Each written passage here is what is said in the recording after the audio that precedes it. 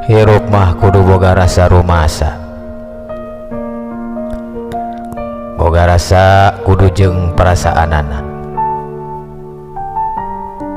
Ulah boga rasa aing panghadena saalam dunya. Rek mandang ka deuri batur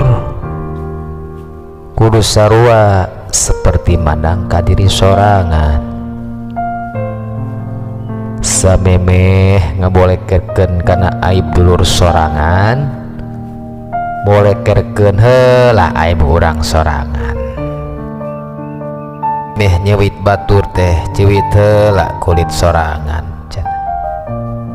Sakirana karasa nyeri atuh ulah. Tah batur oge moal jauh siga kitu ucu.